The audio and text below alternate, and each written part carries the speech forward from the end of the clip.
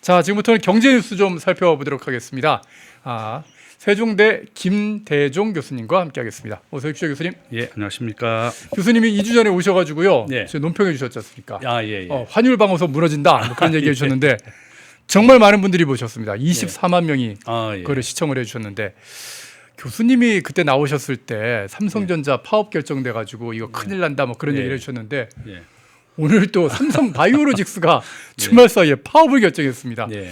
교수님만 출연하신다고 하면 이 삼성직이 자꾸 삼성에서 파업 소식이 들려오는데 네. 오늘도 좀 좋은 논평 부탁을 좀 드리겠습니다. 자, 먼저 이란 전쟁 여파로 오늘 코스피가 2% 넘게 거의 3%입니다. 3% 정도 좀 폭락을 하면서 지금 5,300선이 일단 무너진 그런 상황이었거든요. 그런데 이란 전쟁 발발한 이후에 지금 코스피가 굉장히 많이 빠지고 원래 6,300까지 왔던 게 지금 5,200, 5,300이 무너졌으니까 1,000포인트 이상 빠졌지 않습니까? 시가총액으로 치면 한 687조 원 정도가 증발했다고 그러는데요. 네. 이게 지금 전 세계에 있는 모든 증권시장 중에서 가장 나쁜 성적이라면서요. 예, 그렇습니다. 뭐 잘 아시다시피 우리 대한민국은 무역 의존도가 75%입니다. 예. GDP에서 수출과 수입이 차지하는 비중을 우리가 무역 의존도라고 부르는데요. 대한민국이 75%로 세계 2위입니다. 예. 세계 1등은 독일이 GDP 대비 무역 의존도가 80%다. 지금 독일은 작년과 올해 마이너스 경제 성장률로 돌아섰습니다. 예. 그러니까 이제 수출과 수입으로 먹고 사는 나라가 독일, 그다음에 한국인데 이렇게 대한민국은 전체 수출의 99%가 배로 수출이 되고 수입이 됩니다. 예. 그러니까 우리나라는 거의 뭐 섬과 같은 마찬가지죠. 북한 때문에 섬이지 않습니까? 그렇죠. 그러니까 이제 대한민국이 지금 교역으로 먹고 사는 나라인데 이렇게 전쟁이 확대되고 있고 또 석유를 100% 수입합니다. 예. 한국은 에너지를 100% 수입하다 보니까 이렇게 호르무즈 해협이 봉쇄가 되고 전쟁이 한 달째 이어지게 되니까 가장 큰 타격을 받는다. 우리가 이제 경영학에서 주가의 정의가 미래의 현금 흐름을 현재 가치화한 것 플러스 투자 심리입니다. 그러니까 경기를 6개월 앞서가서 반영되는 것이 바로 주가다 이렇게 보시면 되겠습니다. 그러니까 결론은 삼성전자가 6개월 뒤에 실적이 나빠진다는 것을 선제적으로 반영하는 것이 바로 주가다 이렇게 보시면 되겠고 이렇게 전 세계가 전쟁으로 인해서 교역이 줄어들게 되니까 가장 먼저 타격을 입었다. 이렇게 볼 수 있습니다. 우리나라가 교역 의존도가 높다 보니까 전 세계 다른 증시보다 증권 시장들보다 더 많은 충격을 받았다. 최악의 충격을 받았다. 그런 말씀이시네요. 그렇죠. 그래서 이제 한국은 이렇게 교역으로 먹고 사는데 전쟁이 확대되고 지금 다행스러운 것은 오늘 현재 나스닥 선물을 보니까 한 1% 다시 이제 오르고 있습니다. 그러니까 이제 이란과 미국이 전쟁을 확전하지 않고 빨리 합의된다 그러면 가장 먼저 또 상승하게 될 것이다. 결론은 전쟁이 얼마나 지속되느냐 여기에 한국 경제가 달려 있고 우리나라는 지금 현재 에너지를 한 200일 정도 비축되어 있다 이렇게 되어 있는데 아닌 것 같은데요. 그러니까 이제 정부 발표는 현재 200일이라고 됐습니다. 이제 한 달 지나서 이제 5개월로 줄어들었는데 진짜 만약에 석유가 수입이 제대로 안 된다 그러면 우리의 모든 일상이 멈춰지게 되는 겁니다. 지금 현재 쿠바가 일상이 멈췄습니다. 지금 학교에 뭐 통근버스부터 해서 모든 버스가 멈춘 게 바로 지금 쿠바라는 나라이고 이와 같이 에너지를 수입 못하면 우리나라가 전 세계에서 가장 타격을 받는 나라 중에 하나이기 때문에 주가가 선제적으로 한국 경제의 상황을 반영하고 있다 이렇게 볼 수 있습니다. 지금 뭐 무역의 의존도가 높기 때문에 전쟁이 길어지면 한국이 제일 큰 충격을 받을 수밖에 없다 그런 말씀을 해주신 건데요. 지난 금요일이었지 않습니까? 바로 그러니까 어떻게 보면 거래일로 치면 바로 전 거래일인데 지난 금요일부터 삼성전자하고 하이닉스가 엄청나게 빠지고 있는데 그 이유가 이 뭐 구글에서 만든 터보 퀀트라고 하는 요 메모리를 이렇게 압축시키는 그런 기술이라고 하던데요. 이것 때문에 영향을 받을 거라 그러는데 이거는 괜찮은 겁니까? 뭐 터보 컨트롤 기술이라고 하는 것은 우리가 이제 반도체를 100이라고 했을 때 메모리는 우리가 핸드폰 전화번호를 저장하는 걸 우리가 메모리라고 부르고 비메모리라고 하는 것은 전화를 걸었을 때 연결시켜 주는 것은 비메모리입니다. 예. 그래서 대한민국은 반도체를 100이라고 했을 때 전체의 100 중에 70%가 차지하는 게 비메모리입니다. 그렇죠. 메모리는 한 30%만 차지하는데 우리 대한민국은 한 35% 정도 차지하는 이 메모리에 우리가 80% 독점하고 있습니다. 바로 삼성전자가 한 50%, 또 하이닉스가 한 25% 이렇게 독점하고 있다 이렇게 볼 수가 있는데 예. 지금 현재 이 터보 컨트롤 기술이라고 하는 것은 이 메모리 반도체를 한 5분의 1 정도만 있으면 제 기능을 할 수 있는 것을 만들어냈다 이렇게 되어 있는 겁니다. 그러니까 만약에 이 터보 컨트가 진짜 실용화되고 현실화된다 그러면 기존에 매수해 갔던 외국 기업이나 전 세계 빅테크 기업들이 매수했던 한국의 메모리 반도체에 대한 수요가 급감할 수가 있고 아하. 우리나라에 있는 우리 한국은 메모리 기술의 전 세계 한 70, 80%를 독점하고 있습니다. 우리가 비메모리 분야는 삼성전자가 최근에 한 10% 가까이 떨어졌거든요. 예. 전 세계 비메모리의 한 10% 정도만 삼성전자가 하고 있고 나머지 90%는 대만이 하고 있습니다. 그러니까 한국이 가장 경쟁력을 가지고 있는 이 메모리 기술에 이 터보 컨트롤 기술이 적용된다 그러면 또 우리 대한민국이 가장 큰 타격을 받는다 이렇게 볼 수 있는 겁니다. 야, 그럼 이런 어떤 뭐 전쟁 상황뿐만 아니라 기술의 발전도 굉장히 앞으로의 우리 반도체 산업에 큰 영향을 미칠 것이다 이렇게 볼 수가 있겠네요. 그렇죠. 그래서 대한민국은 전체 수출의 원래 이제 1위가 석유화학과 반도체입니다. 예, 예. 서로 1등을 번갈아 가면서 하는데 지금 석유화학은 석유가 수입이 못 되니까 수입 자체가 없으니까 수출을 할 수도 없고 지금 예. 정부는 나프타 우리가 만드는 뭐 쓰레기 봉투부터 해서 모든 것이 나프타로 만드는 겁니다. 네네. 석유를 우리가 원유를 가져와서 원유를 가공하게 되면 가장 좋은 석유가 항공유, 그다음에 휘발유, 그렇죠. 경유 이렇게 분해가 됩니다. 여기에서 마지막에 나오는 게 이제 나프타라고 하고 이제 이렇게 이제 아스팔트도 만들고 이렇게 하죠. 그 석유 수입 자체가 안 되다 보니까 한국이 나프타 수출도 이제 하지 마라 이렇게 되는 것이다. 결론은 이 빨리 전쟁이 끝나지 않으면 에너지를 100% 수입하는 이 한국이 가장 크게 영향을 받을 것이고 예. 또 이 반도체도 마찬가지입니다. 삼성전자나 LG전자가 중동의 반도체 가전제품을 굉장히 수출을 많이 합니다. 현재 한 500명 정도가 중동에 현재 삼성전자나 LG전자 직원이 남아 있다 그래요. 예. 전쟁이 났음에도 불구하고 필수 인력으로 남아 있다고 하는데 이 정도로 일단 뭐 우리나라 기업인들이 정말 훌륭하죠. 예. 이 전쟁의 상황에서도 철수하지 않고 지금 중동에서 기다리고 있다고 합니다.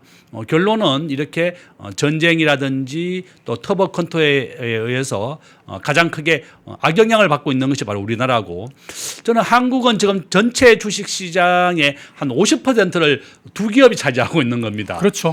삼성전자가 한 예. 1,500조, 지금은 한 20% 정도 빠졌습니다. 예. 삼성전자가 1,300조, 1,200조 정도 되고 하이닉스가 한 700조 정도 됩니다. 예. 이 두 개의 기업을 더하면 우리나라 전체 주식 시장이 한 절반 정도 차지한다. 이 두 개의 기업이 주가가 한 20%씩 고점 대비 하락을 하게 되니까 이렇게 우리나라 종합주가 지수도 크게 빠졌다. 지금 현재 삼성전자는 외국인들이 가지고 있는 지분이 한 50% 정도 되고 예. 하이닉스도 마찬가지입니다. 이렇게 외국인들이 주식을 팔고 떠나게 되니까 또 한국의 주가도 크게 폭락을 한 거다 이렇게 볼 수 있습니다. 지금 외국인들 떠난다는 말씀을 하셨는데 지난 한 달 동안 진짜 많이 떠났습니다. 한 32조 원어치 정도 좀 주식을 팔고요. 근데 그거를 개인들이 다 받아내더라고요. 아니 외국인들이 자꾸 투자하러 들어와야지. 그러니까 교수님께서 방금 말씀하신 것처럼 대한민국의 기업의 6개월 후에 뭐 1년 후에 기업 가치를 내다보면서 자꾸 투자하는 사람들이 좀 들어와야 되는데 그렇게 외국에서 어떤 돈이 들어오는 거는 끊기고 국내에서 이게 다른 데 쓰여야 될 돈들이 다 모여가지고 지금 주식시장으로 몰려드는 그런 상황이 되는 거지 않습니까? 이거 어떻게 보면 국가적으로는 굉장한 손실이고 큰 위험 아닙니까? 그렇죠. 이제 우리 대한민국은 지금 현재 삼성전자나 하이닉스 예. 반도체 가지고 이제 먹고 살고 있다 이렇게 볼 수가 있는데 예. 외국인들이 지금 떠나고 있습니다. 저는 뭐 정부가 이제 말로는 계속 기업하기 좋은 나라를 만들어 주겠다 이렇게 했는데 작년에 법인세를 1% 올렸죠. 아, 예. 전 세계가 법인세를 낮춰서 일자리를 만들어내는데 주력을 하고 있는데 우리 대한민국은 반대로 법인세를 올려서 지방세를 포함하면 27%입니다. 세계 평균 법인세는 한 21% 정도 되고 이제 우리가 3월부터 노란봉투법도 이제 시행이 되고 있고 작년 말 기준으로 외국인들이 직접 투자 한국에 공장을 지으러 들어오는 것보다 우리나라 기업의 유출이 한 2배 정도 많습니다. 예. 이것을 우리가 이제 외국인 직접 투자 FDI라고 부르는데요. 삼성전자가 텍사스에 지금 60조를 투자해서 반도체 공장이 완공됩니다. 현대자동차도 30조를 추가 투자하기로 했습니다. 그러니까 정부가 이렇게 기업하기 좋은 환경을 만들어 주지 못하면 우리나라의 우량한 대기업, 중소기업, 중견기업들이 공장을 다 옮기는 겁니다. 예. 우리 자녀들 대학생 취업률이 현재 43.9%, 예. 44%밖에 안 됩니다. 대학을 졸업하고도 절반도 취업을 못하는 게 지금 우리의 현실이다.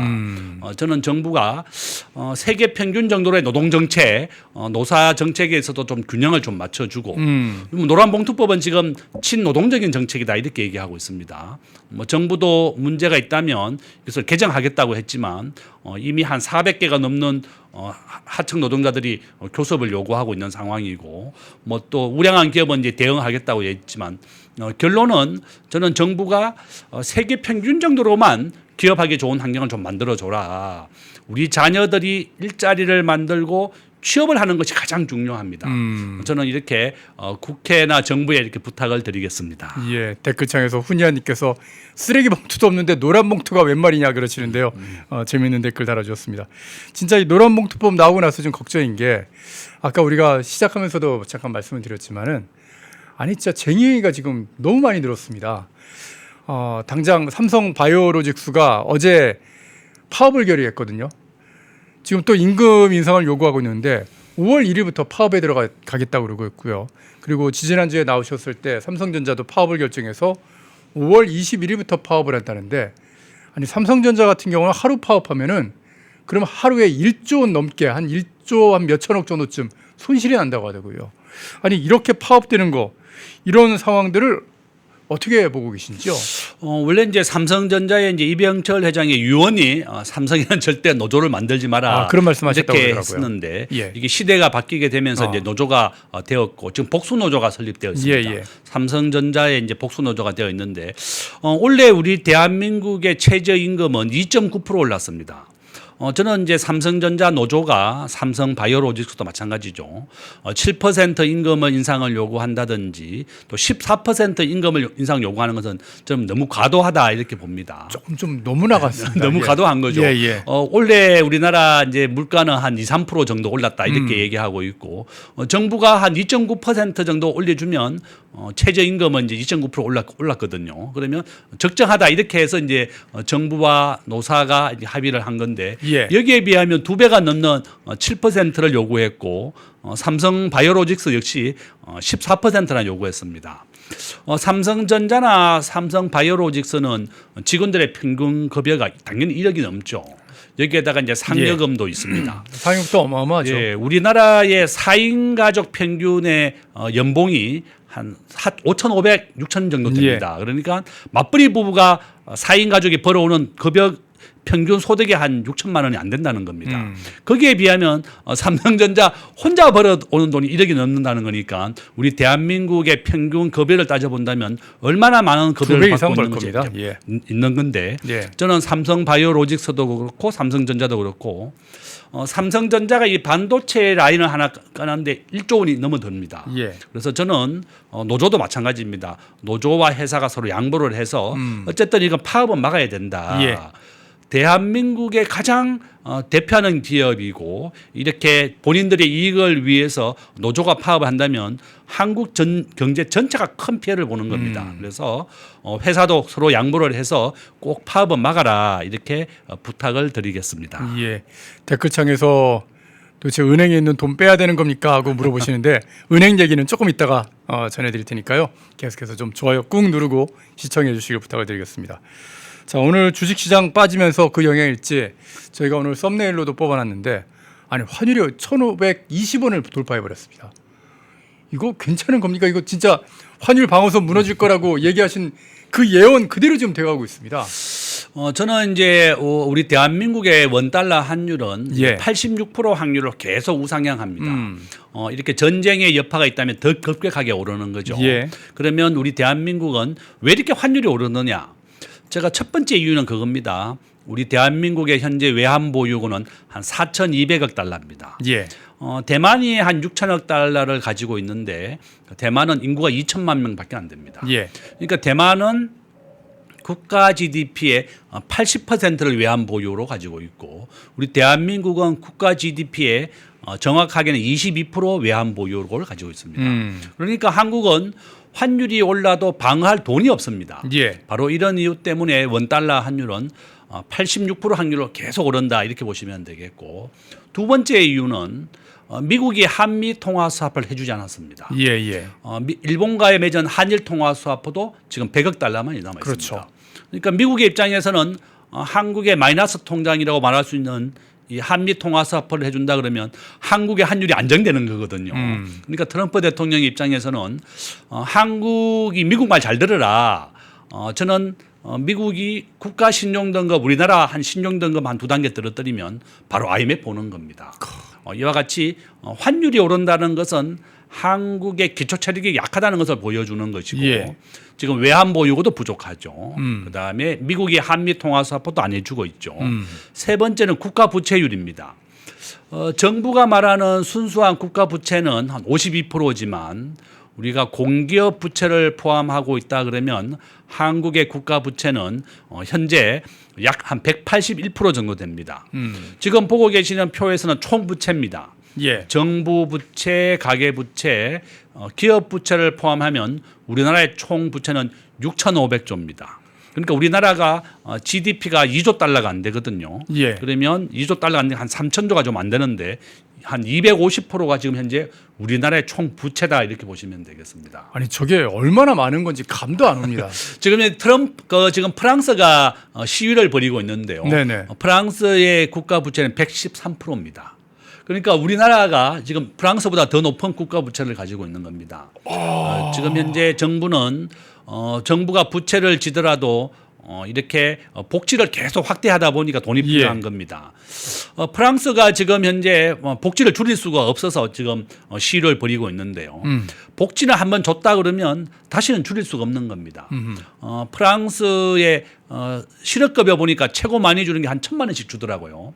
프랑스가 망한 이유가 바로 이런 이유다. 직장을 다니거나 안 다니는데 실업해도 1,000만 원 정도 최고로 이렇게 실업급여를 주게 되니까 예. 뭐 일을 하지 않는다는 겁니다. 바로 이런 이유 때문에 프랑스에서 실업급여를 좀 줄이겠다고 하니까 데모를 하고 있는 겁니다. 저는 우리나라가 현재 총 부채가 보시면 250%가 넘습니다.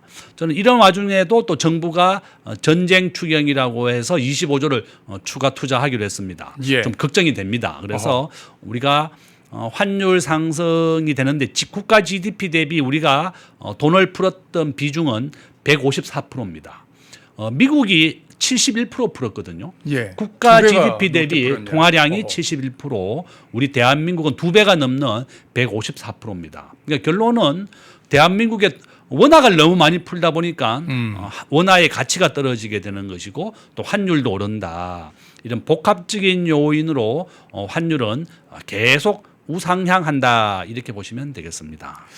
그 정부에서는 일단 이번에 뭐 추경하는 거 25조 원은 뭐 국채를 발행한다든가 그렇게 해서 통화량을 증가하지 않으면서 이미 거둔 세수 그중에서 초과 세수를 가지고 활용하겠다 그런 얘기를 하고 있는데 그러면 어떻게 환율이 좀 덜 오를 수가 있는 건가요? 그렇죠. 시중에 돈이 많아지게 되면 우리 경제학자들은 그렇게 얘기합니다. 우리가 인플레이션이라고 하는 것은 물가가 오르는 것을 인플레이션이라고 부르는데요. 시중에 돈이 많아지게 되면 사람들은 물건을 사려고 합니다. 예. 그러면 물건 가격이 오르게 되는 겁니다. 이것이 바로 인플레이션이다. 예. 이렇게 볼 수가 있고 그래서 코로나 이후에 미국이 기준금리 은행의 예금을 5.5%까지 올렸습니다. 6% 가까이 올렸었죠. 예, 예. 그래서 시중에 은행 이자가 많아지게 되면 사람들이 예금을 하게 되고 그러면 시중에 있는 돈이 줄어들게 되는 겁니다. 예, 예. 현재 미국의 기준금리는 3.5%, 우리 대한민국은 현재 2.5%입니다. 예. 근데 트럼프 대통령은 아마 전쟁 이후에 은행 기준금리를 1%씩 내리겠다고 예고가 되어 있습니다. 저는 이제 법인세를 올란 예상 초과된 거 가지고 이제 정부가 이렇게 추경을 하겠다고 했는데 그러면 삼성전자나 하이닉스가 세수가 줄어들면 다시 이거를 그러면 깎을 것이냐 또 그건 아니거든요. 아니 지금 당장 전쟁 터져가지고 네. 지금 말씀하신 대로 전쟁 터지면 무역이 막 다 어떻게 보면 떨어지고 그리고 우리나라 기업들이 떨어지고 주가도 떨어지고 기업이 실적도 다 떨어질 거 아닙니까? 그럼 그렇죠. 세수도 떨어질 거 아니에요. 근데 지금 어떻게 이걸 마련하겠다는 겁니까? 삼성전자가 만드는 반도체라든지 삼성전자가 만드는 백색 가전. 예. 우리가 냉장고 하얀색입니다. 네네. 그래서 우리가 백색 가전이라고 부르는 겁니다. 그런데 이렇게 중동에 전쟁이 났는데 이런 백색 가전을 사준 중동 국가가 크게 줄어드는 거죠. 그러겠죠. 바로 이런 이유 때문에 삼성전자, 하이닉스가 내는 법인세가 감소하게 되는 겁니다. 근로소득세는 우리가 받는 급여를 가지고 내는 건데 그러면 성과급도 줄어든다 그러면 다 줄어들게 되는 겁니다. 어허. 그래서 저는 이렇게 정부가 초과되는 법인세를 가지고 이제 이렇게 추경을 하겠다 이렇게 예고가 되어 있는데 좀 걱정이죠. 저는 작년 연말부터 이제 정부가 선거를 앞두고 추경을 할 것이라는 얘기는 들었습니다. 그런데 정말 전제 이렇게 6월 3일 지방선거를 앞두고 정부가 추경을 25조 원 정도 해서 1인당 한 15만 원 정도 줄 거라 그럽니다. 전체 국민에게 다 주는 것이 아니고 좀 생계가 어려운 국민들 한 절반 이하 정도만 줄 것이다 이렇게 예고가 되어 있는데 저는 좀 걱정이죠. 우리가 생산적 복지를 해서 근로자들이 더 열심히 일하고 당연히 이제 생계를 이어갈 수 없는 국민들에게는 적극적으로 먹고 살 수 있을 정도는 계속 급여를 도와주는 것은 맞지만 우리가 이렇게 생산적 급여가 아니라 프랑스 같이 일을 안 해도 계속 돈을 주는구나 이렇게 된다 그러면 일을 하지 않는다는 겁니다. 그러니까요. 예, 그래서 저는 정부가 이렇게 재정을 계속 확대하고 복지비를 늘리는 것보다는 좀 근로자들이 더 열심히 일을 하고 생산적 복지로 좀 그렇게 투자가 되면 좋겠다 이렇게 부탁을 드립니다. 예. 그리고 제가 오늘 교수님을 모시게 된 결정적인 이유가 된 게 교수님이 타 방송사에 가셔가지고 이런 얘기를 하셨어요. 원화 가치가 폭락되고 은행들이 줄파산할 거다. 현금을 확보하시라 이런 얘기를 하셔가지고 제가 걱정이 돼가지고 막 그 방송을 좀 봤거든요. 아니 이게 무슨 얘기입니까? 원화 가치가 폭락하는데 왜 은행들이 줄파산합니까? 지금 현재 뭐 우리 국민들이 가장 많이 이용하는 것 중에 이제 새마을금고 같은 경우가 좀 문제가 있습니다. 지금 현재 우리나라는 예금자 보호법으로 1억까지만 보장을 해줍니다. 그렇죠. 그래서 이제 그런데 원금과 이자가 1억을 넘으면 예금자 보호 대상이 안 됩니다. 왜 그런가 하면 돈이 많다고 생각하거든요. 그래서 꼭 저는 은행에 예금할 때 한 개의 은행에는 꼭 9천만 원만 예금을 해라. 그게 하나의 은행에 9천만 원까지 가능한 건가요? 예, 그렇습니다. 그럼 여러 개 은행이면은 그렇죠. 여러 개 은행에 이제 9천만 원씩만 넣어놓으면 되고 국가에서 예금자 보호는 원금에다가 이자가 붙어서 1억에 넘어버리면 예금자 보호 대상이 아닙니다. 그래서 꼭 1억이 넘지 않도록 한 9천만 원 정도만 예금해라 이렇게 부탁을 드리고 저는 이제 우리가 부실한 은행이 뭐 제2저축은행이라든지 부실한 정권사라든지 또는 새마을금고는 전체 새마을금고의 한 20%가 지금 부실입니다. 그래서 지금 현재 정부가 7월 이후에 시가총액이 200억이 안 되는 기업이라든지 또 동전 주식 같은 경우 한 200개 정도 다 청산 예정입니다. 그래서 꼭 거래할 때도 좀 우량한 은행, 좋은 은행만 가급적 거래하시고 본인 돈이 많이 있더라도 본인과 배우자, 자녀 이름으로 9천만 원씩 분산해라. 한 개의 은행에서는 딱 1억까지만 보장을 해준다. 그래서 저는 뭐 지금 당장 뭐 우리나라 은행도 줄파산한다는 게 아니고 전체 예금자 보호가 한 은행에 1억까지만 되니까 9천만 원씩만 예금하라 이런 뜻입니다. 제가 이제 보내준 PPT 한번 보시면 지금 은행에서 우리가 이제 은행에 이제 우리의 지금 한번 보시면 원달러 환율도 그렇고 지금 환율도 계속 오르고 있습니다. 근데 제가 이제 제일 중요한 것은 은행에서는 우리가 믿어서는 안 된다. 너무나 은행에. 우리가 ELS 펀드 제가 이제 보여드렸는데요. ELS 펀드 한번 보시면 지금 현재 이겁니다. 우리나라 국민은행, 신한은행이 농협이 가장 많이 ELS를 팔았는데요. 이 총 팔았는 금액이 한 30조 원 정도 됩니다. 근데 그 다음 페이지 보시면 손실률이 마이너스 53%입니다. 절반이 날아갔군요. 예, 절대 이제 은행을 믿어서는 안 된다는 겁니다. 어허. 제 친구 은행에 다니고 있었는데 이 ELS 펀드를 팔아야만 인센티브도 1%씩 받고 승진도 시켜줬다는 겁니다. 예, 예. 그러니까 이런 파생금융 상품을 팔지 않으면 승진도 안 시켜주고 명예퇴진 시켰대요. 결론은 이렇게 은행 직원들을 절대 믿어서는 안 된다는 겁니다. 그 다음 페이지 한번 보시면 이게 홈플러스의 4천억 카드 값이거든요. 이건 뭔가요? 이게 이제 우리가 홈플러스가 카드를 결제하게 되면 한 달 뒤에 돈이 들어옵니다. 그렇겠죠. 그러니까 예, 본인들이 카드를 결제했는 것을 파생금융 상품화해서 우리 일반 국민들에게 팔았는 겁니다. 결론은 홈플러스가 이제 자기들은 부도 날지 몰랐다고 얘기하지만 지금 홈플러스는 법정 관리에 들어갔고 예. 홈플러스가 이렇게 신영증권과 만드는 이 카드 값을 유동화했던 이 파생금융 상품이 다 휴지가 됐습니다. 지금 소송 중에 있는데요. 결론은 이것도 은행에서 팔았던 겁니다. 결론은 은행 직원들이 파는 이런 파생금융 상품을 절대 개인들이 해서는 안 된다는 겁니다. 우리가 은행은 항상 예금자 보호가 되고 적금된다든지 원금이 보장됐었는데요. 예. 수년 전부터 이렇게 은행들이 투자 상품을 투자하고 있습니다. 그래서 결론은 우리가 은행을 이용하시는 우리 나이 드신 분들은 꼭 적금만 넣어라. 이런 원금이 보장되지 않는 파생금융 상품에서는 절대 해서는 안 된다는 거고 우리가 국민들이 많이 이용하는 새마을금고 예. 우리 국민은행에 적금을 넣으면 3% 이자를 주는데요. 예. 저희 집 앞에 있는 새마을금고에도 은행 이자가 5.5% 줍니다. 오. 그리고 그게 이제 우리가 이제 뱅크런이라고 하는 게 뭔가 하면 어느 은행에 파산한다 이러면 파산한다고 소문을 들었기 때문에 빨리 뛰어가서 내 돈을 찾아야 되겠다. 예. 그게 바로 뱅크런입니다. 예. 그래서 미국에서 2년 전에 파산했을 때 사람들이 뱅크런이 일어났습니다. 지금은 발로 뛰어가서 돈을 찾는 것이 아니라 바로 스마트폰으로 하루에 60조, 100조씩 이체해버리는 겁니다.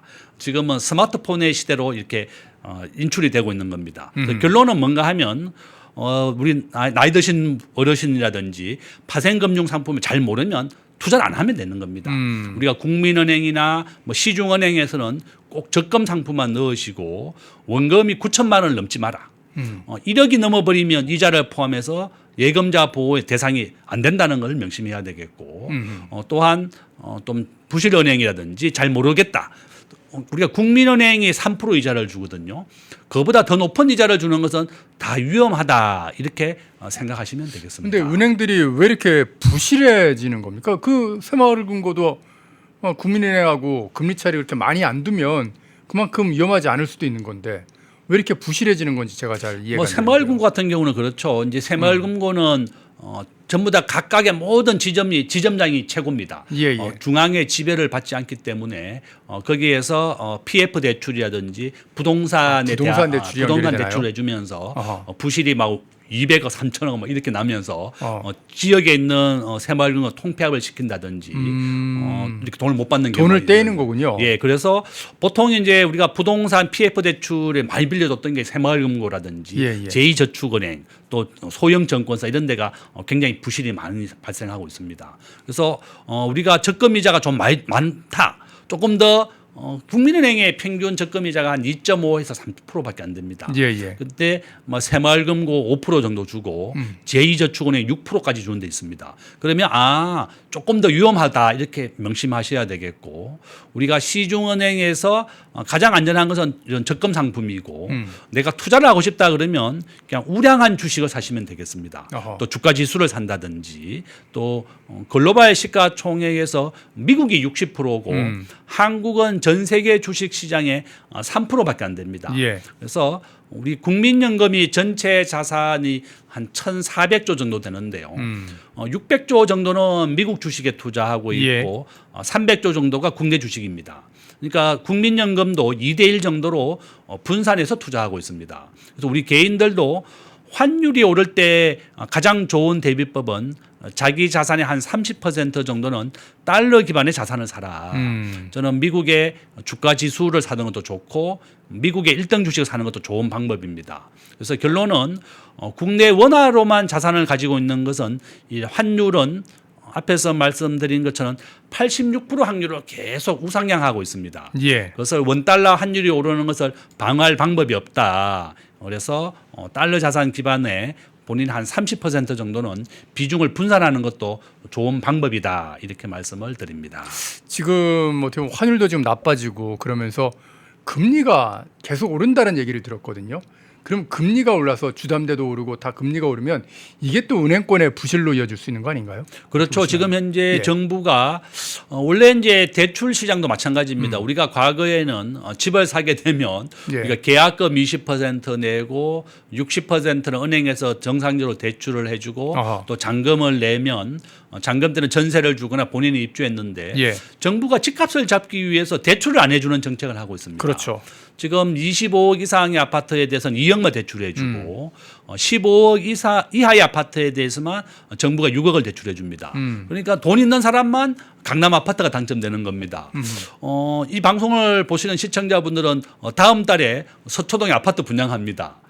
당첨과 동시에 30억 남아요. 그러니까 서초동에 아파트 하나 당첨되면 지금은 27억에 분양하는데 시세가 55억 정도 됩니다. 60억. 예. 당첨되면 30억 바로 남는 겁니다. 이렇게 현금이 20억 이상 있는 사람만 이렇게 서초동이나 반포에 아파트 청약할 수가 있고 저는 정부가 지금 현재 대출을 해주지 않는 정책으로 부동산 가격을 잡겠다는 겁니다. 예. 저는 좀 걱정이다. 그러면 우리 서민들이 아파트 분양을 통해서 주거 사다리를 옮기고 부자가 되는 통로를 막아버리는 겁니다. 그러니까 은행들도 정부가 대출을 해주지 마. 이렇게 되니까 그러면 어디에다 대출을 해줘야 되느냐 이렇게 되니까 은행들 스스로 대출금 올려버리는 겁니다. 그러면 더 국민들이 대출 받기도 어려워지는 거고 예. 지금 서민 경제가 더 어려워졌죠. 그래서 정부가 대출 시장이나 모든 경제 정책에 있어서 시장의 수요와 공급에 의해서 결정되게 좀 맡겨야 되는데 네네. 정부가 대출도 규제하고 모든 것이 이제 규제를 하고 어렵게 하다 보니까 서민 경제가 더 팍팍해졌다 이렇게 볼 수 있습니다. 아, 이게 금리도 결국에는 정부에서 그 대출을 규제하는 게 또 금리에 이렇게 영향을 주는 그런 상황이 벌어지는 거군요. 아, 예. 서초동 27억 분양. 예, 그런 나라가 돼버렸습니다, 여러분.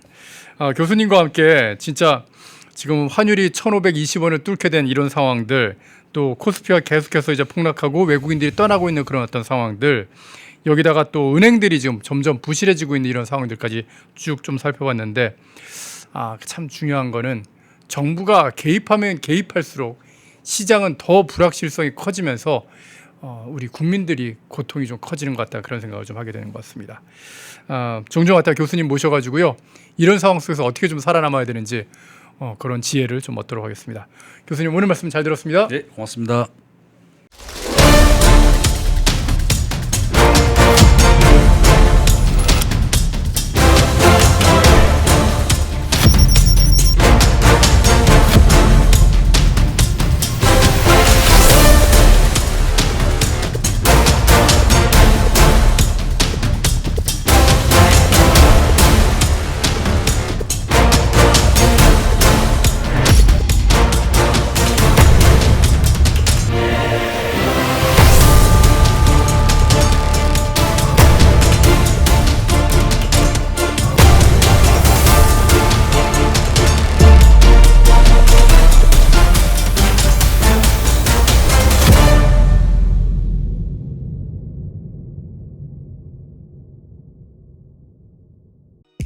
펜앤마이크에서 추천하는 영상도 보고 가세요.